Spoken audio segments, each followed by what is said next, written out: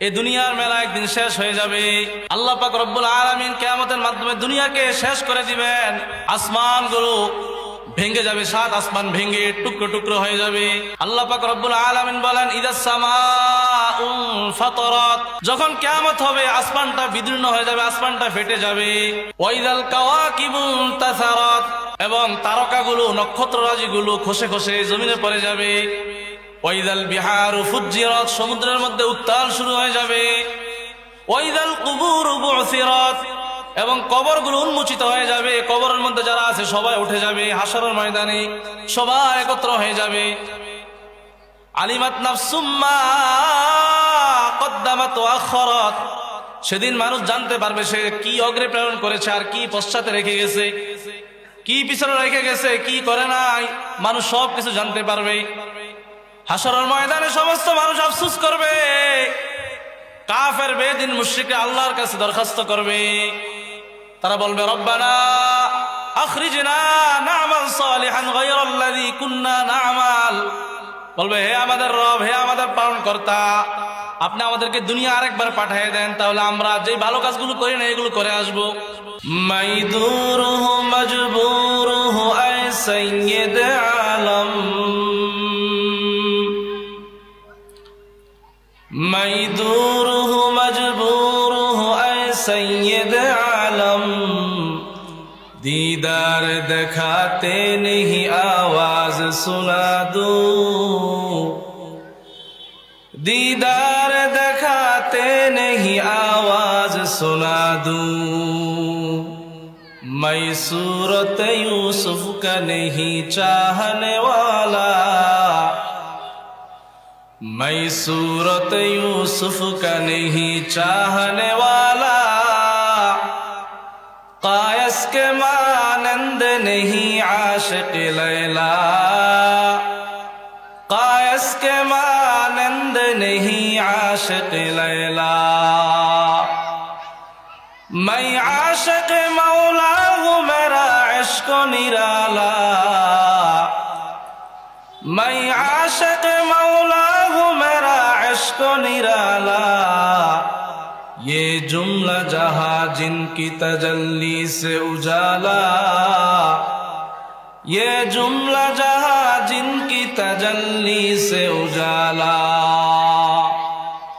उल्फत में बराबर के वफा हो के जफा हो, उल्फत में बराबर के वफा हो के जफा हो, हर चीज में लज्जत है अगर दिल में मजा हो, हर चीज में लज्जत है अगर दिल में मजा हो। अल्लाह वलियुल्लज़ीना आमनू युखरिजुहुम मिनज़्ज़ुलुमाति इलन-नूर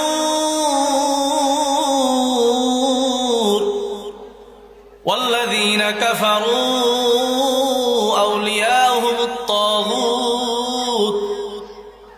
युखरिजूनहुम मिनन नूरि इलज़्ज़ुलुमात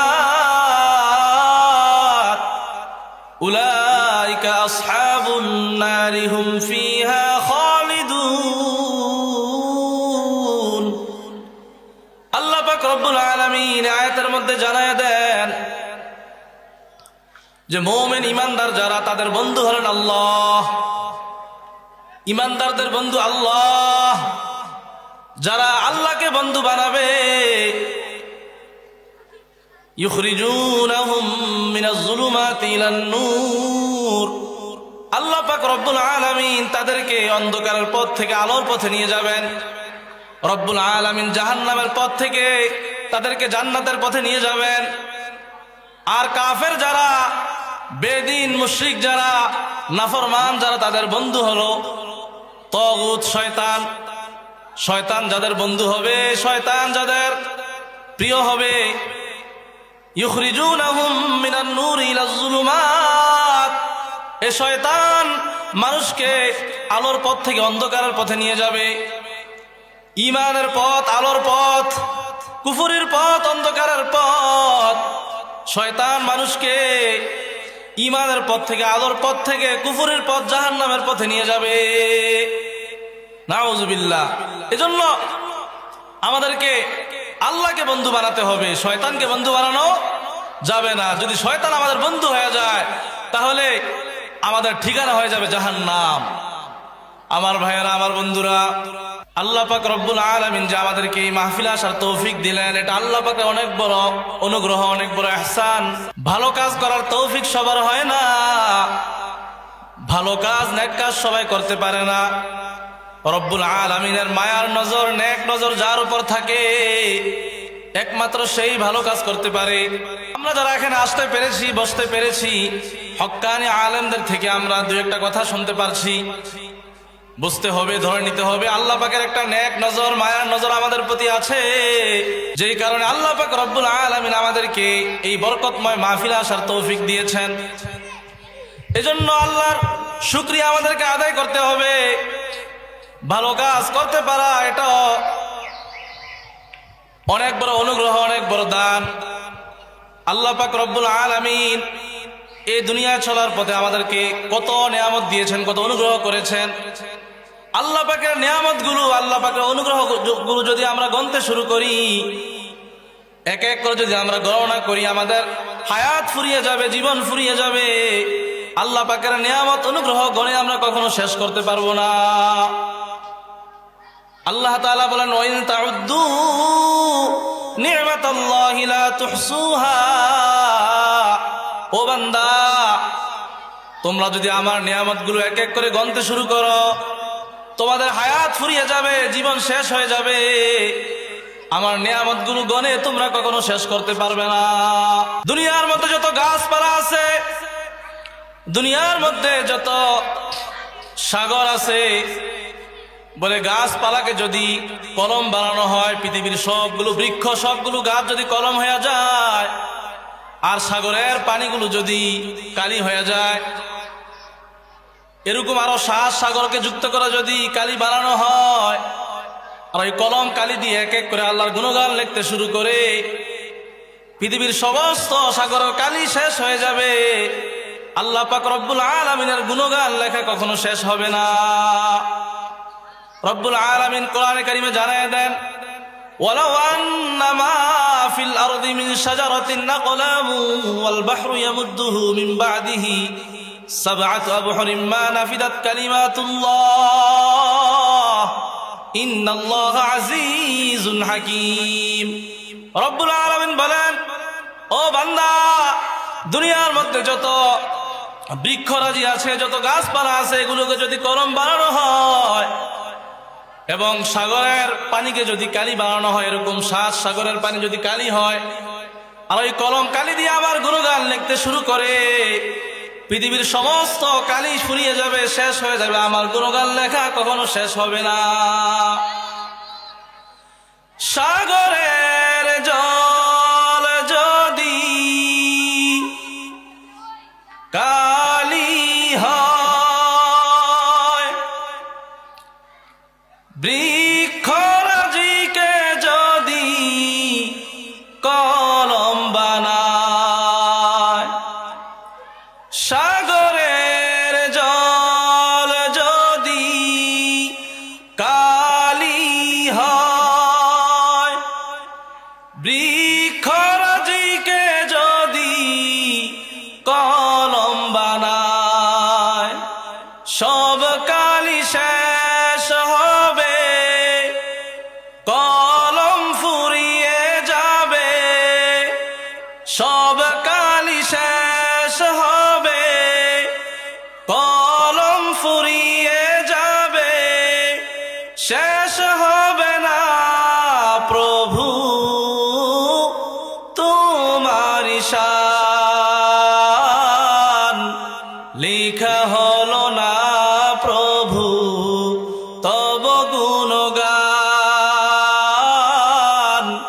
লিখা হলো না প্রভু তব গুণগান। তুমি কত যে মহান,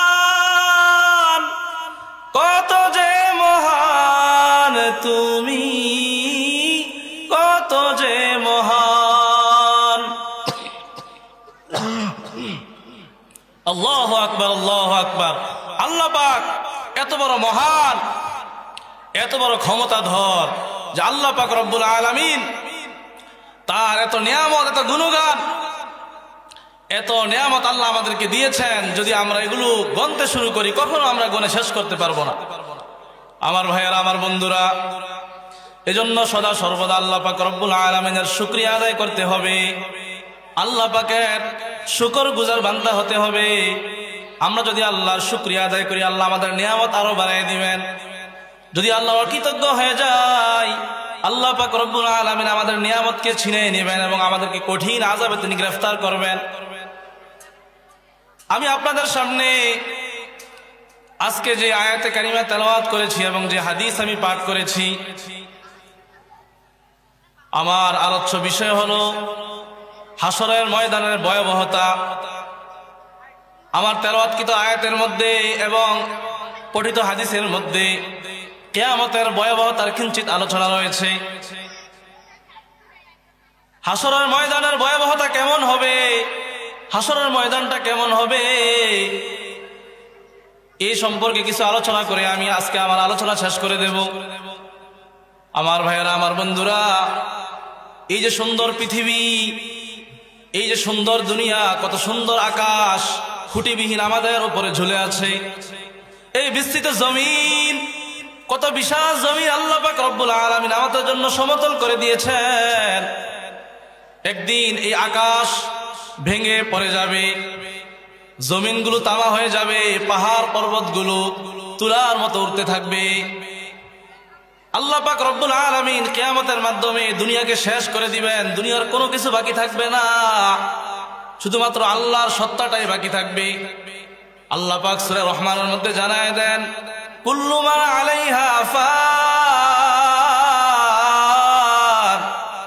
ওয়া ইয়াবকা ওয়াজহু রাব্বিকা যুল জালালি ওয়াল ইকরাম।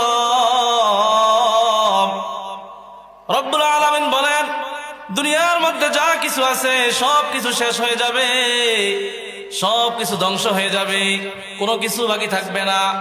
ওয়ায়াবকা ওয়াজহু রাব্বিকা যুল জালালি ওয়াল ইকরাম, হে নবী, শুধুমাত্র আপনার রবের মহান সত্তা এটাই বাকি থাকবে। আল্লাহ পাক রব্বুল আলামিন ছাড়া যা কিছু আছে সব শেষ হয়ে যাবে। ইসরাফিল আলাইহিস সালাম একজন বড় ফেরেশতা, সম্মানিত ফেরেশতা। আল্লাহ তাআলা কোটি কোটি ফেরেশতা সৃষ্টি করেছেন। ফেরেশতার সংখ্যা কেমন আল্লাহ ছাড়া কেউ বলতে পারবে না। অগণিত অসংখ্য কোটি কোটি ফেরেশতা আছে। এর মধ্যে 4 জন ফেরেশতা আল্লাহর কাছে অনেক দামি, তারা অনেক সম্মানিত। একজন হলেন জিবরাইল আলাইহিস সালাম, আরেকজন হলেন আজরাইল, আরেকজন হলেন মিকাইল, আরেকজনের নাম হচ্ছে ইসরাফিল আলাইহিস সালাম। ইসরাফিল আলাইহিস সালাম তার কাজ হলো তিনি সিংহায় ফুঁক দিবেন। আল্লাহ পাক রব্বুল আলামিন তার হাতে একটা সিংহা দিয়ে দিয়েছেন। এই সিংহা নিয়ে তিনি বসে আছেন। আল্লাহ পাক রব্বুল আলামিন কখন আদেশ করবেন ফু দেওয়ার জন্য, রব্বুল আলামিন যখন আদেশ করবেন ইসরাফিল আলাইহিস সালামের সিংহার মধ্যে ফুৎকার মারবেন। কিতাবের মধ্যে আসছে 2টা ফুৎকার হবে। কয়টা ফুৎকার? 2টা ফুৎকার হবে। প্রথম ফুৎকার যখন দিবে এই দুনিয়াটা ধ্বংস হয়ে যাবে, কিয়ামত সংগঠিত হয়ে যাবে। আল্লাহ তাআলা বলেন, ওয়ানুফিখা ফিস-সূর ফাসাইকা মান ফিস-সামাওয়াতি ওয়া মান ফিল-আরদি ইল্লা মান শাআল্লাহ ফাইযা হুম কিয়ামুন ইয়ানজুরুন। রব্বুল আলামিন বলেন, যখন সিংহে প্রথম ফুৎকার দেওয়া হবে, ফাসাইকা মান ফিস-সামাওয়াতি ওয়া মান ফিল-আরদ, আসমান জমিনে যারা আছে সবাই বেহুশ হয়ে যাবে।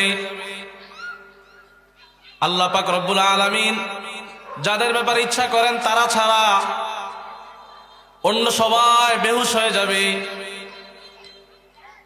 আবার আরেকটা সিংহে ফুৎকার দেওয়া হবে।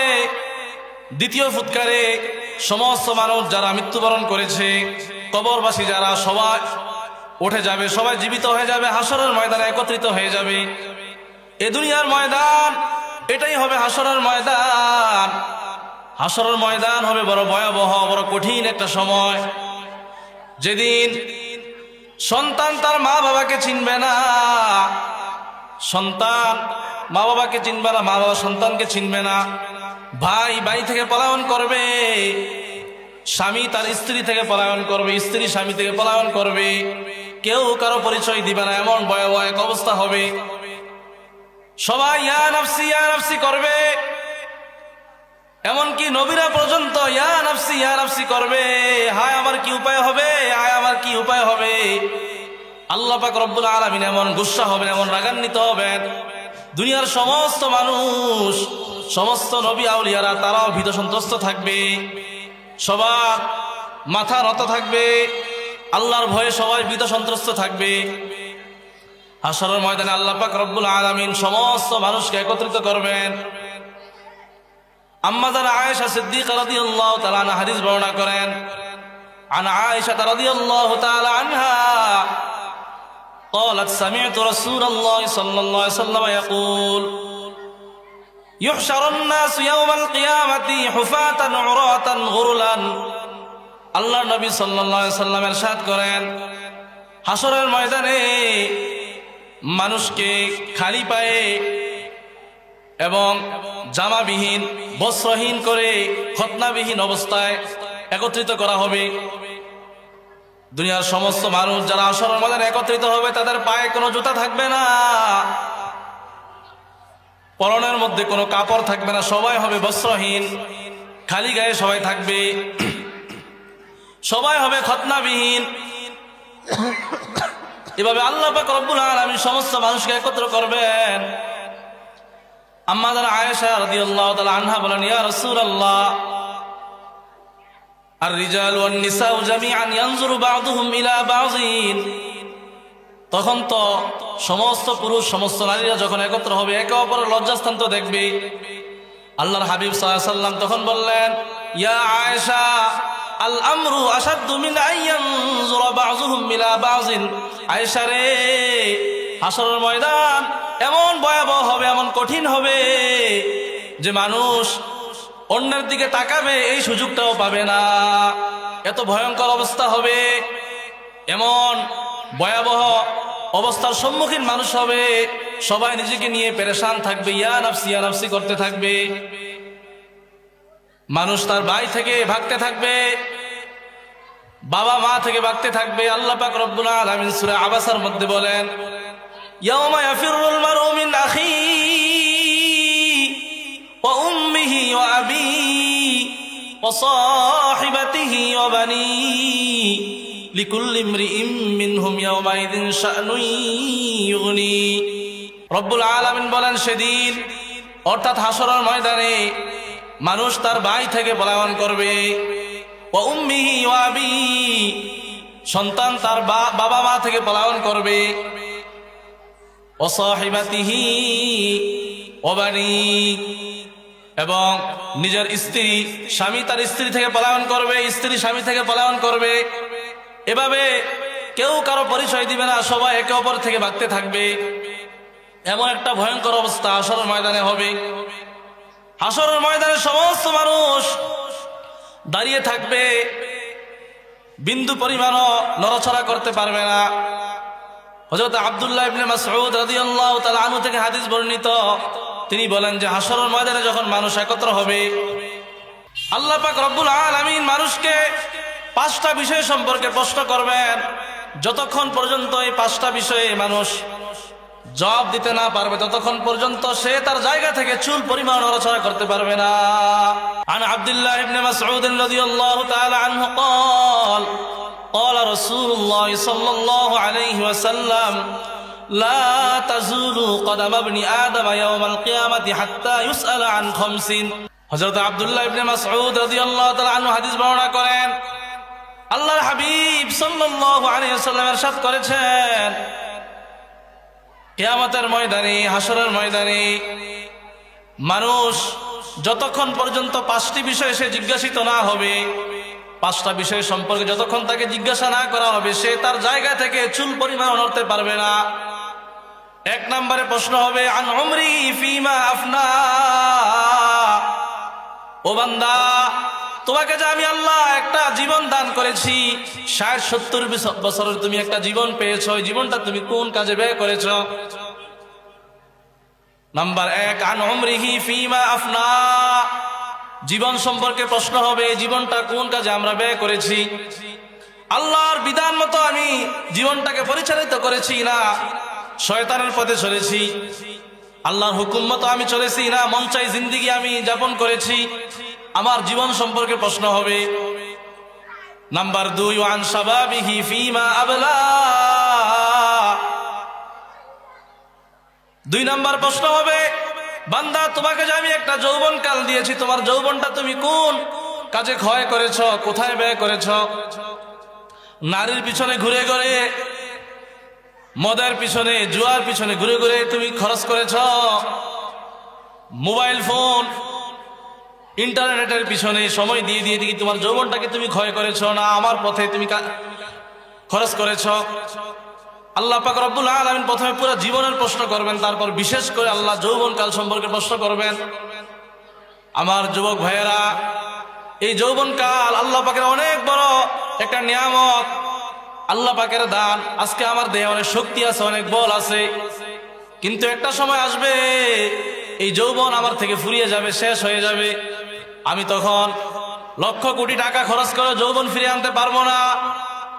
এই যৌবন আল্লাহর দান, যে আল্লাহ আমাকে যৌবন দিয়েছেন, আল্লাহর পথে আমাকে যৌবনটাকে খরচ করতে হবে। যদি আমি যৌবনটাকে আল্লাহর পথে পরিচালিত করতে পারি, আল্লাহ পাক রব্বুল আলামিন আমার উপর খুশি হয়ে আমার জন্য তিনি জান্নাত প্রস্তুত করে রেখেছেন, তিনি আমাকে জান্নাত দিয়ে দিবেন। আর যদি আমি যৌবনকাল পেয়ে আল্লাহকে ভুলে যাই, যৌবনের উন্মাদনায় আমি আল্লাহর বিধানগুলো লঙ্ঘন করি, তাহলে আমার জন্য অপেক্ষা করছে আল্লাহ তৈরি ভয়াবহ জাহান্নাম। এজন্য আল্লাহর দ্বারা যৌবনটা আল্লাহর পথে ব্যয় করতে হবে, আল্লাহর পথে খরচ করতে হবে। 2 নাম্বার প্রশ্ন হবে এই যৌবনকাল সম্পর্কে, ওয়ান শাবাবি ফিমা আবলা।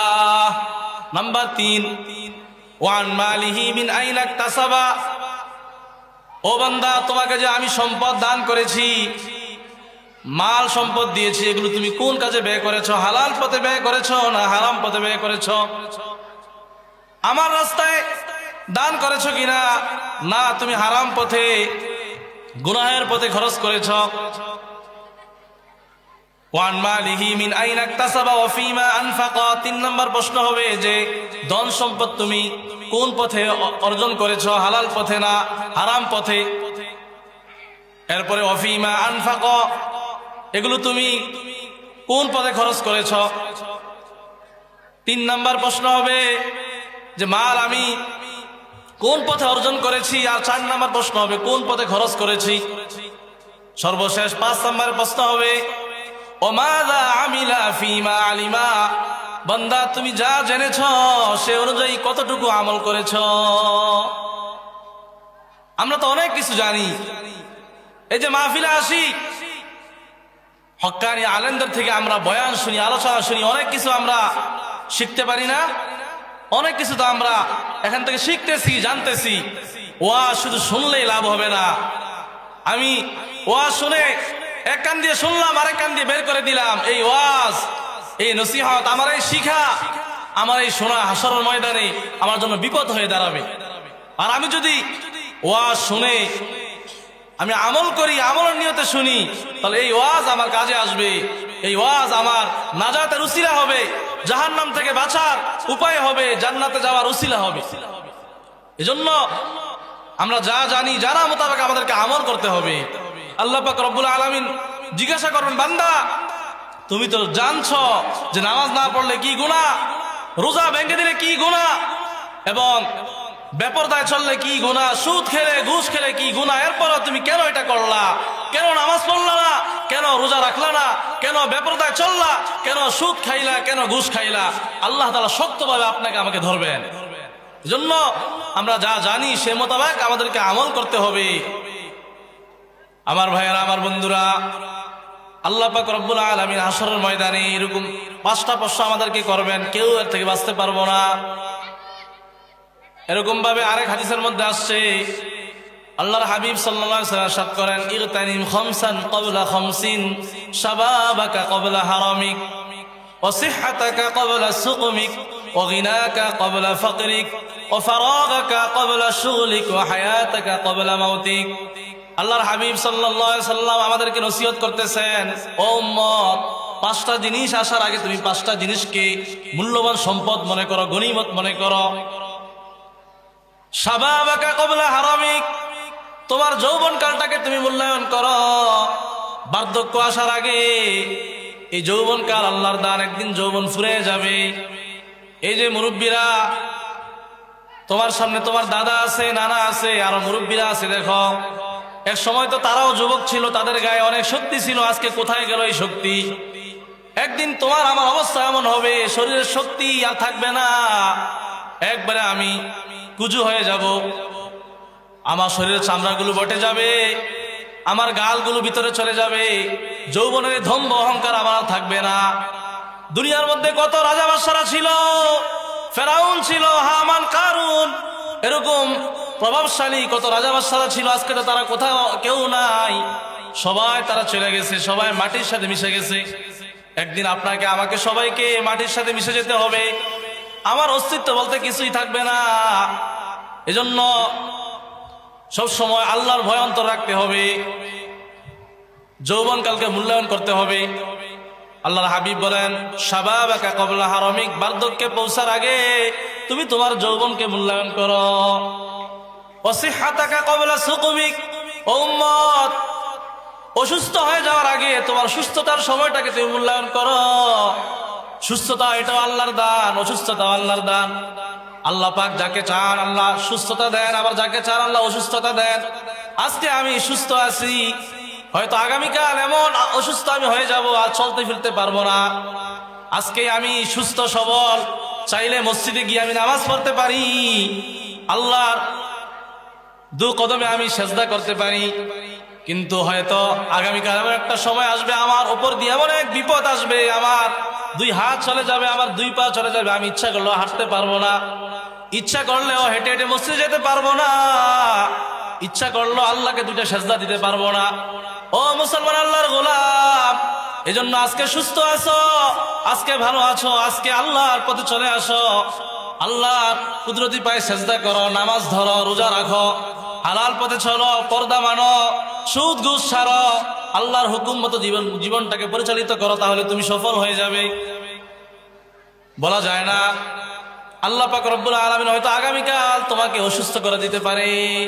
এজন্য নবীজি বলেন, সিহহাতাকা ক্বাবলা সুকুমিক, উম্মত, অসুস্থ হওয়ার আগে সুস্থতাকে মূল্যায়ন করো। নাম্বার 3, গিনাকা ক্বাবলা ফাকরিক, তোমার ধনাঢ্যতার সময়টাকে তুমি মূল্যায়ন করো, দরিদ্র হয়ে যাওয়ার আগে। আজকে তোমার কাছে ধন সম্পদ আছে, আজকে তোমার টাকা পয়সা আছে, টাকা পয়সা এটা কার দান? সবাই বলেন, কার দান? আল্লাহ পাক রব্বুল আলামিন তোমার প্রতি ইহসান করে, অনুগ্রহ করে টাকা পয়সা দিয়েছেন, ধন সম্পদ দিয়েছেন। টাকা পয়সা যদি কেউ বাহু বলে কামাই করতে পারতো, জ্ঞানের বলে কামাই করতে পারতো, তাহলে পৃথিবীর মধ্যে সবচেয়ে জ্ঞানী যারা, সবচেয়ে শক্তিশালী যারা, তারাই সম্পদশালী হইতো। দেখা যায় যে কত জ্ঞানী, কত গুণী মানুষ রাস্তাঘাটে হাঁটতেছে, টাকা পয়সা নাই, চাকরি বাকরি নাই, ঘুষের কারণে একটা ভালো চাকরি হয় না, অনেক শিক্ষিত, অনেক জ্ঞানী গুণী মানুষ, তো বোঝা গেল জ্ঞানের বলে টাকা পয়সা অত সম্পদ পাওয়া যায় না। আবার অনেক মূর্খ কলম আছে, নিজের স্বাক্ষরটা পর্যন্ত দিতে পারে না।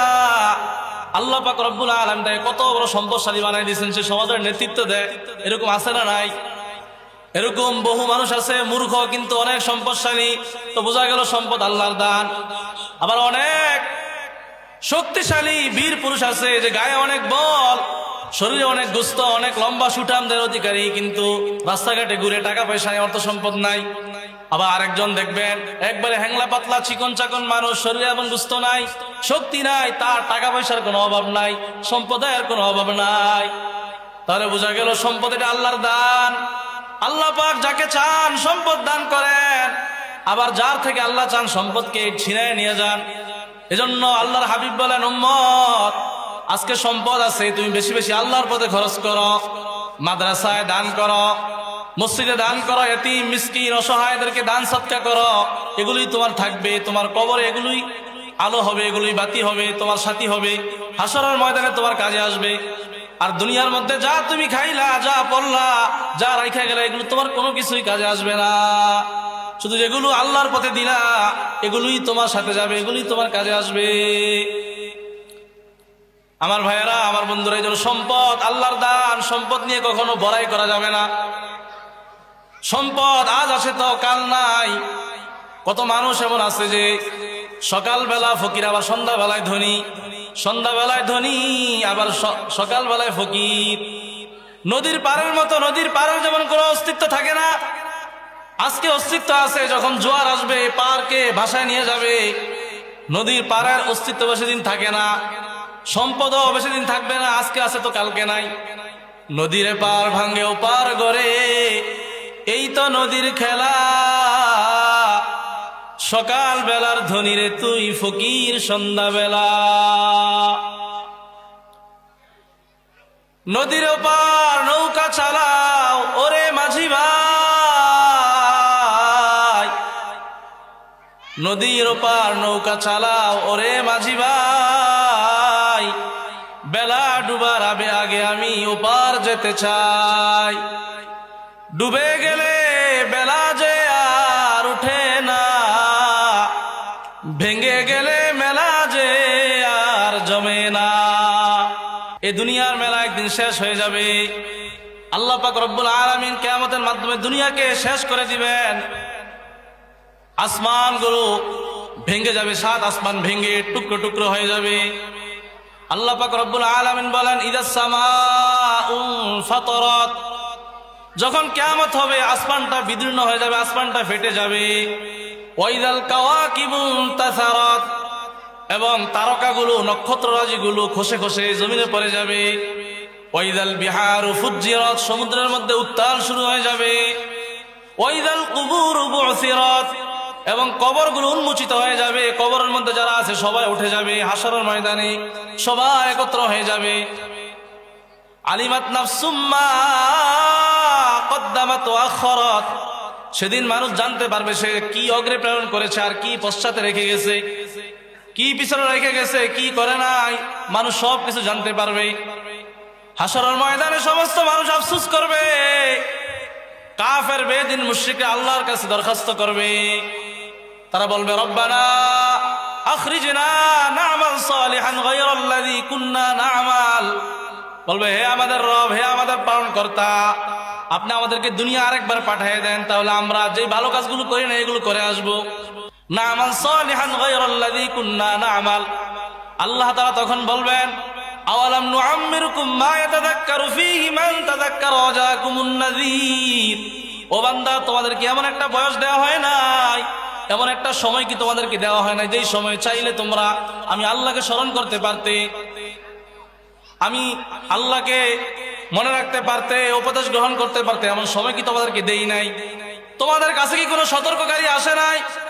নবী রাসূল আসে নাই? নবীর ওয়ারিস আউলিয়া কেরাম, আম্বিয়া কেরামদের ওয়ারিস উলামায়ে কেরাম, তারা কি আসে নাই? তারা কি তোমাদেরকে দ্বীনের কথাগুলো বলে নাই? কোনটা জান্নাতের পথ, কোনটা জাহান্নামের পথ, এটা কি বলে নাই? সব কিছু তো তোমরা জানছো, কিন্তু গোলামি করে, অহংকার করে তোমরা মানো নাই। অতএব ফাযুকু ফামা লিয-যালিমিনা মিন নাসীর। আজকে জাহান্নামের কি স্বাদ, জাহান্নামের আযাবের কি মজা, এটা ভোগ করতে থাকো। আজকে তোমাদের জন্য কোনো সাহায্যকারী নাই, কোনো সহযোগিতাকারী কেউ নাই। এভাবে যারা নাফরমান, বেদিন, মুশরিক, কাফের যারা, তারা আফসোস করবে, কিন্তু সেদিন আফসোস করলে কোনো লাভ হবে না। ও মুসলমান, আল্লাহর গোলাম, হাশরের ময়দান বড় ভয়াবহ হবে। হাশরের ময়দানের চিন্তা তো আজকে আমাদের মধ্যে নাই, কবরের আযাবের চিন্তা আমাদের মধ্যে নাই। আমরা দুনিয়ার প্রেমে এত মত্ত হয়েছি যে আখিরাতকে ভুলে গেছি, আল্লাহর কোরআনকে ভুলে গেছি, আল্লাহকে ভুলে গেছি, আল্লাহর রাসূলের সুন্নাহকে ভুলে গেছি। অথচ সাহাবায়ে কেরাম, যাদেরকে আল্লাহ পাক রব্বুল আলামিন দুনিয়ার মধ্যে জান্নাতের সার্টিফিকেট দিয়ে দিয়েছেন, তাদের মধ্যে মৃত্যুর কি ভয়, তাদের অন্তরে পরকালের কেমন ভয়, আল্লাহর কেমন ভয়। হযরত আবু বকর সিদ্দিক রাদিয়াল্লাহু তাআলা আনহু, আবু বকর সিদ্দিক রাদিয়াল্লাহু তাআলা আনহু ইসলামের প্রথম খলিফা, যিনি দুনিয়ার মধ্যে জান্নাতের সার্টিফিকেট পেয়েছেন। এই উম্মতের মধ্যে সবচেয়ে উত্তম মানুষ যিনি, শ্রেষ্ঠ মানুষ যিনি, যার আগে উম্মতের কেউ জান্নাতে যেতে পারবে না, সর্বপ্রথম জান্নাতে যিনি যাবেন তিনি হচ্ছেন আবু বকর। আল্লাহর রাসূল সাল্লাল্লাহু আলাইহি সাল্লামের হিজরতের সাথী, নবী সাল্লাল্লাহু আলাইহি সাল্লামের শ্বশুর আম্মাদার আয়েশা সিদ্দিকা রাদিয়াল্লাহু তাআলা আনহার বাবা, ইসলামের প্রথম খলিফা হযরত আবু বকর, তার অন্তরে পরকালের কেমন চিন্তা, পরকালের কেমন ভয়। কিতাবের মধ্যে আসছে আবু বকর সিদ্দিক রাদিয়াল্লাহু তাআলা আনহু প্রায় সময় তিনি নির্জনে চলে যাইতেন, একা একা দূরে কোথাও চলে যেতেন, গিয়া নিজেকে সম্বোধন করে নিজে নিজে বলতেন, ইয়া ইবনে আবি কুহাফা, হে আবু কুহাফার বেটা, হে আবু কুহাফার ছেলে, ইয়া লাইতানি কুনতু ওয়ারাকা, কেন তুই গাছের পাতা হইলি না? যদি গাছের পাতা হইতি তাহলে তো তোকে হিসাবের সম্মুখীন হতে হতো না, তোকে তো আল্লাহর কাছে দাঁড়াতে, আল্লাহর সামনে দাঁড়াতে হবে, আল্লাহর কাছে দুনিয়ার সকল হিসাব দিতে হবে, কেন তুই মানুষ হয়ে জন্মাইলি? কেমন চিন্তা, পরকালের কেমন ভয়। হযরত ওমর রাদিয়াল্লাহু তাআলা আনহু, অর্ধজাহানের খলিফা ওমর, তার অন্তরে পরকালের কেমন ভয়। ওমর বলেন যে আল্লাহ পাক রব্বুল আলামিন যদি হাসরের ময়দানে বলে, এই হাসরবাসী সবাই জান্নাতি, একটা মানুষ শুধু জাহান্নামী, আমি ওমরের ভয় হয় না জানি একটা মানুষ আমি ওমর হয়ে যাই। আল্লাহু আকবার। ওমরের মধ্যে কেমন ভয়, কেমন চিন্তা, আবার আল্লাহর প্রতি আশাও আছে। ওমর বলে, আল্লাহ যদি আর বিপরীতে বলে হাসরবাসী সবাই জাহান্নামী, শুধু একটা মানুষ জান্নাতি, আমার আশা হয় যে একটা মানুষ আমি ওমর হব। সুবহানাল্লাহ। ওমর রাদিয়াল্লাহু তাআলা তার অন্তরে কেমন ভয়। রাসূলুল্লাহ সাল্লাল্লাহু আলাইহি ওয়াসাল্লাম সবচেয়ে প্রিয় স্ত্রী আম্মা জান আয়েশা সিদ্দিকা রাদিয়াল্লাহু তাআলা আনহা, নবীজির স্ত্রী যারা জান্নাতি, তাদের অন্তরে কেমন ভয়। কিতাবের মধ্যে আসছে, হাদিসের মধ্যে আসছে, তিরমিজি শরীফের হাদিস, আম্মা জান আয়েশা রাদিয়াল্লাহু তাআলা আনহু থেকে হাদিস বর্ণিত, আন আয়েশা রাদিয়াল্লাহু তাআলা আনহা আন্নাহা যাকারাতিন নার ফাবাকাত। আম্মা জান আয়েশা বলেন যে একদিন তার জাহান্নামের কথা মনে পড়ে গেল, এই জন্য তিনি কাঁদতে শুরু করে দিলেন। আল্লাহর হাবিব সাল্লাল্লাহু আলাইহি সাল্লাম যখন দেখলেন যে আয়েশা কাঁদতেছে, আয়েশাকে ডাকলেন, ও আয়েশা, মা ইউবকি কি, আয়েশা রে কেন তুমি কাঁদতেছ, তোমার কান্দার কারণ কি? আম্মা জান আয়েশা সিদ্দিকা রাদিয়াল্লাহু তাআলা আনহা বলেন, ইয়া রাসূলুল্লাহ যাকারতুন নার ফাবাকাইতু, আমার জাহান্নামের কথা মনে পড়েছে, এজন্য আমি কাঁদতেছি, আমার কি উপায় হবে? হাসরের ময়দানে যখন উঠবো, আল্লাহ যখন হিসাবের জন্য ডাকবেন, তখন আমার কি উপায় হবে, এজন্য আমি কাঁদতেছি। আম্মা জান আয়েশা এরপর নবীজিকে বলতেছেন, ইয়া রাসূলুল্লাহ হাল তাযকুরুনা আহলিকুম ইয়াওমাল কিয়ামা, যে হাসরের ময়দানে আপনি কি আপনার পরিবারের কথা মনে রাখবেন, আপনার পরিবারের কথা আপনি স্মরণ রাখবেন কিনা? আল্লাহর হাবিব বলেন, হ আয়েশা, আম্মা ফি সালাসাতি মাওয়াতিনা ফালা ইয়াযকুরু আহাদুন আহাদান। আয়েশা রে, হাসরের ময়দান এমন ভয়াবহ এক ময়দান, এখানে তিনটা জায়গা এমন আছে, তিনটা জায়গায় কেউ কাউকে স্মরণ করবে না। লা ইয়াযকুরু আহাদুন আহাদান, সবাই ইয়া নাফসি করবে, সবাই নিজেকে নিয়ে পেরেশান থাকবে, কেউ কাউকে স্মরণ করবে না। তিনটা জায়গা খুব ভয়াবহ। নাম্বার 1, ইনদাল মিজান, যখন মিজানের পাল্লা কায়েম হবে, আল্লাহ পাক রব্বুল আলামিন যখন আমাদের আমলনামাগুলো মাপবেন, মিজানের পাল্লা যখন কায়েম হবে, মানুষ পেরেশান থাকবে, সে কাউকে স্মরণ করবে না। হাত্তা ইয়ালামা ইয়াখিফু মিজানুহু আম ইয়াসকুলু, যতক্ষণ না সে জানতে পারবে যে তার মিজানের পাল্লা ভারী হলো না হালকা হলো। ও আয়েশা, যতক্ষণ সে এটা জানতে না পারবে ততক্ষণ সে পেরেশান থাকবে। 2 নম্বর জায়গা,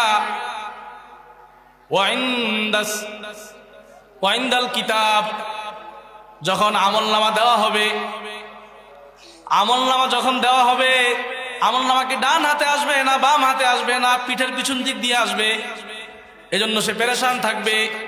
যতক্ষণ সে জানতে না পারবে যে তার আমলনামা কোথায় আসে, সে কাউকে স্মরণ করবে না। নাম্বার 3, ওয়াইন্দাস সিরাত, ফুলসিরাতের পুল যখন বাইনা যহরানাই জাহান্নাম, জাহান্নামের উপরে কায়েম করা হবে, সেদিন কেউ কাউকে স্মরণ করবে না।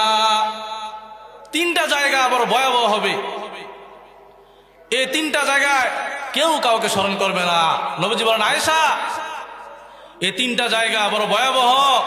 ওই সময় নবীরা পর্যন্ত পেরেশান থাকবে, ওলিরা পর্যন্ত পেরেশান থাকবে, দুনিয়ার সমস্ত মানুষ পেরেশান থাকবে। হাসরের ময়দানের ভয়াবহতা নিয়ে আলোচনা করতেছিলাম যে পরকালের চিন্তা আমাদের অন্তরে আনতে হবে। পরকালের ফিকির, পরকালের চিন্তা যতক্ষণ পর্যন্ত আপনার আমার মধ্যে না আসবে ততক্ষণ আমরা প্রকৃত মানুষ হতে পারবো না, আমাদের জীবন ততক্ষণ পর্যন্ত সফল হবে না। তো এই যে আজকে যে মাদ্রাসার পক্ষ থেকে এই মাহফিলের আয়োজন করা হলো, বড় কলাগাছিয়া রজাতুল জান্নাহ মহিলা মাদ্রাসা, এই মাদ্রাসায় যে সকল মেয়েরা পড়ে তাদের অন্তরে আখিরাতের ফিকির, আল্লাহর পরিচয়, এগুলোই সৃষ্টি করে দেওয়া হয়। আমাদের মেয়েরা তারা তো হলো জাতির মা, মা ভালো তো সমাজ ভালো। ফরাসি সম্রাট নেপোলিয়ন বলেছিলেন যে ও আমার জাতি, তোমরা আমাকে একজন আদর্শ মা এনে দাও, আমি তোমাদেরকে একটি আদর্শ জাতি উপহার দেব। মা যদি ভালো হয় তাহলে পুরো জাতি ভালো হয়ে যায়। এই যে মহিলা মাদ্রাসা, এগুলো হলো যে আদর্শ মা তৈরির কারখানা, এখান থেকে আদর্শ মা তৈরি করা হয়। যেন আপনাদের মেয়েদেরকে এই সকল মাদ্রাসায় ভর্তি করাবেন, তারা আল্লাহর পরিচয় পাবে, এখান থেকে দিনদার আবেদা জাহেদা সালেহাত হয়ে তারা বের হবে, তারা একজন দেশের আদর্শ নাগরিক হতে পারবে।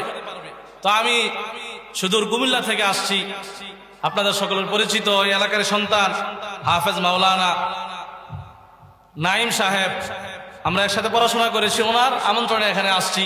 ওনার ভাইরে প্রতিষ্ঠিত মাদ্রাসা, আমরা সকলে এই মাদ্রাসার জন্য দোয়া করব, আল্লাহ পাক যেন এই মাদ্রাসাকে কবুল করেন। মাদ্রাসার প্রতি আপনারা লক্ষ্য রাখবেন, এরকম বুদ্ধি পরামর্শ দিয়ে তাদের সহযোগিতা করবেন ইনশাআল্লাহ। যদি মাদ্রাসার পাশে আমরা থাকতে পারি, হয়তো আল্লাহ পাক রব্বুল আলামিন এই উসিলায় হাসরের ময়দানে আপনারা আমার নাজাতের উসিলা করে দিবে, নাজাতের ফয়সালা করে দিবে। আল্লাহ পাক হাসরের ময়দানে শুধু বাহানা খুঁজবেন, কাকে কোন বাহানায় কোন উসিলা মাফ করা যায়। তো এই মাদ্রাসার প্রতি আপনারা লক্ষ্য রাখবেন, আপনাদের সন্তানদেরকে মাদ্রাসায় ভর্তি করাবেন ইনশাআল্লাহ। এখান থেকে পরে তারা একজন আদর্শ মা হয়ে বের হতে পারবে, তাদের থেকে যে সন্তানরা হবে এগুলো এক একজন আদর্শ সন্তান হবে। তো আল্লাহ পাক রব্বুল আলামিন এই মাহফিলকে কবুল করুন, আমাদের সবাইকে কবুল করুন। যে কথাগুলো বললাম আল্লাহ আমাকে এবং আপনাদের সবাইকে আমল করার তৌফিক দান করুন। আমিন ওয়া আখিরু দাওয়ানা আনিল হামদুলিল্লাহি রাব্বিল আলামিন ওয়া মা আলাইনা ইল্লাল বালাগ। আসসালামু আলাইকুম ওয়া রাহমাতুল্লাহি ওয়া বারাকাতুহু।